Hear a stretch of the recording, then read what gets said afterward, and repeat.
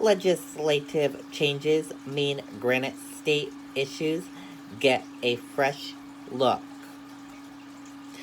A variety of issues will get a very different look in 2021 with the new Republican majority at the State House. The approach on legislation dealing with taxes, abortion rights, gun control, redistricting, renewable energy, and many other topics will change because voters answered Governor Chris Sununu's call to give him more allies in Concord. Facing many challenges over the next 2 years, Sununu and the new GOP legislative leadership may limit their must-do list. They will have little margin for error, especially in the House of Representatives, which has a smaller majority than the state Senate or Executive Council. House Republican leader Dick Hinich of Merrimack is the favorite to become the next House Speaker. We need to stay unified, but I'm very confident we will be, Hinrich said during an interview.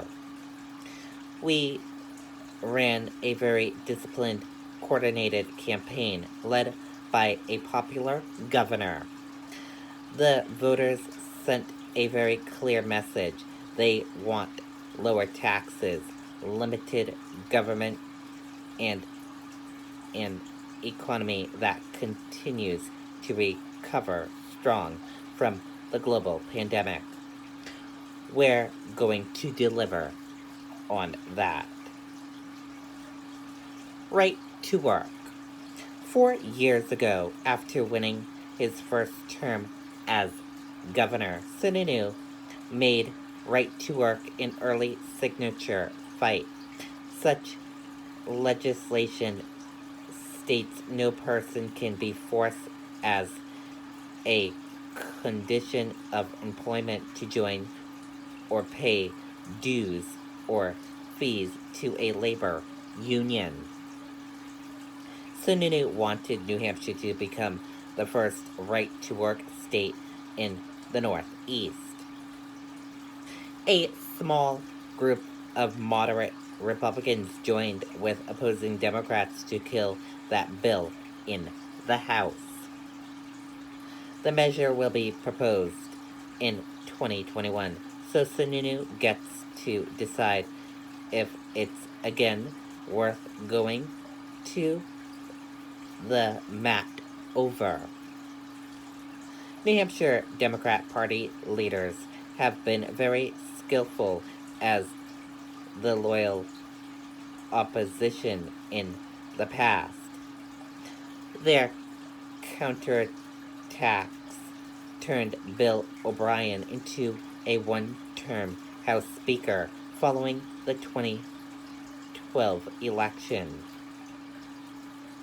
Greg Moore, State Director of the Fiscal Conservation Americans in Prosperity, was Chief of Staff when O'Brien praised over a House that was 3-1 Republican after the 2010 elections.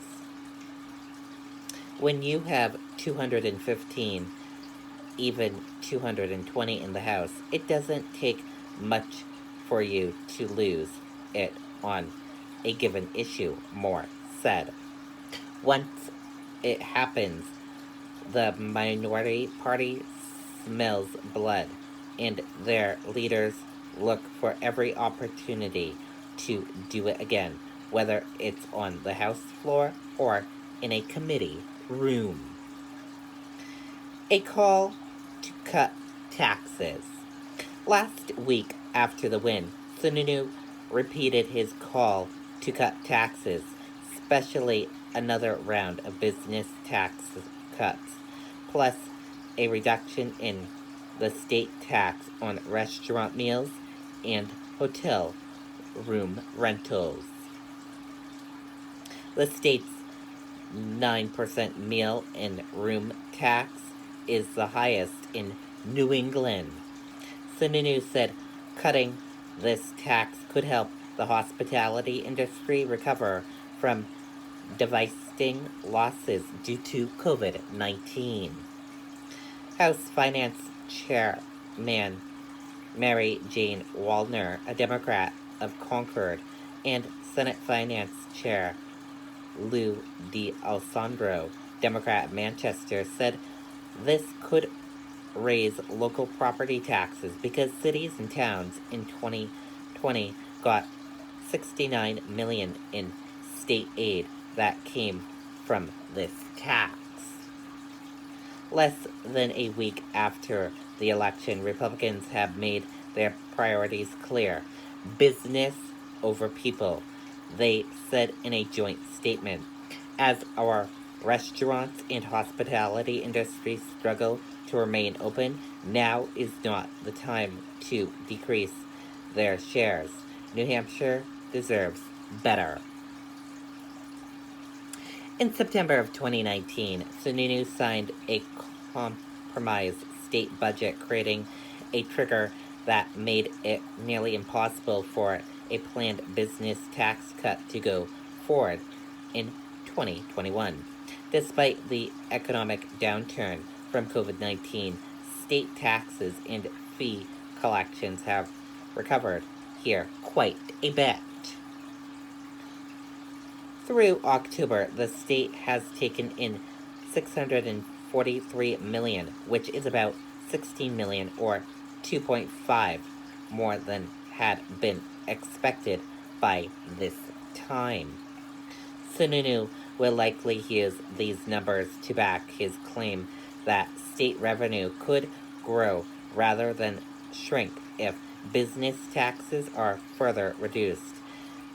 Democrat legislative leaders have asserted that much of the benefits from more business tax cuts goes to large out-of-state companies.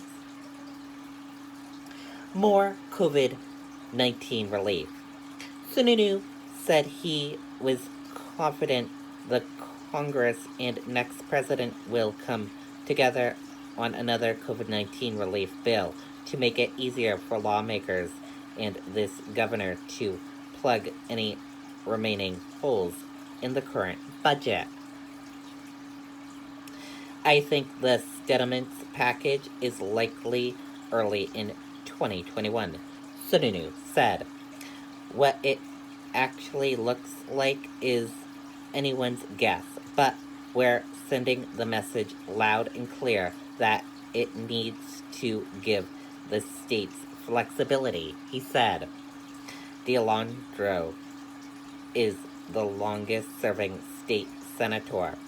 We look forward to working with the governor when we can, while not abandoning our principles, D'Alessandro said. I've been in the majority and the minority. In the Senate, we'll get the job done, and I hope we'll work together doing it. The next 2-year state budget will be determined and dominate the 2021 legislative session, D'Alessandro said.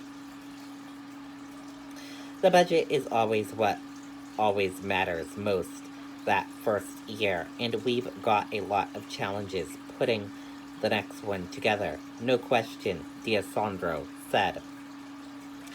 And that does it for this news report right here on the Riley King Network. Thank you for watching this news report on the Riley King Network, and goodbye.